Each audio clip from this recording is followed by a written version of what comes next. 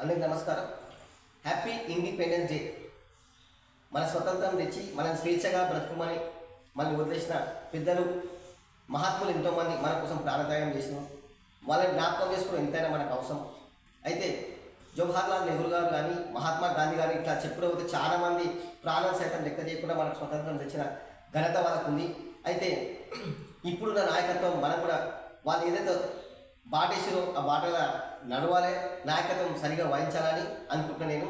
అయితే అప్పట్లో ప్రజలకు ఏదైనా కష్టం వస్తే జవహర్లాల్ నెహ్రూ గారు బెంగాల్ కరువు అప్పట్లో వస్తే ఆ కరువు నిమిత్తం బయట దేశం ఫారెన్ పోయి ఓడల షిప్ల అనేకమైన సామాన్లు గోధుమలు, చక్కెర, పాల పౌడర్ కాడికి తెచ్చి అందరికి ఉచితంగా వంచిన ఘనత ఉన్నది.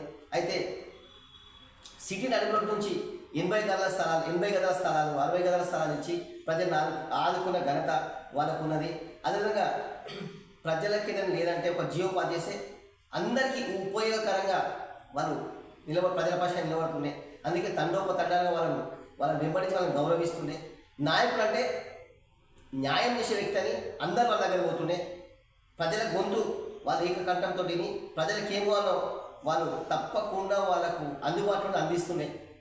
మనం కూడా నాయకత్వం వహించే నాయకులు ప్రజలకు ఏం కావాలో మనం ఒక జియో పాస్ చేస్తే ప్రజలకు ఏ విధంగా మేలు జరగాలన్న ఆలోచనతో ముందుకు పోవాలనుకో పోతే బాగుంటుంది. నాయకుడు అంటూ న్యాయం చేసే వ్యక్తి, స్వార్థం కుళ్ళు నేను అన్న హంతో పోతే ప్రజలకు మనం సేవ చేయలేం. నాయకుడు అంటూ ప్రజల సేవకుడు, ప్రజాప్రతినిధి అన్నోడు ప్రజల పక్షంగా ఉండాలి.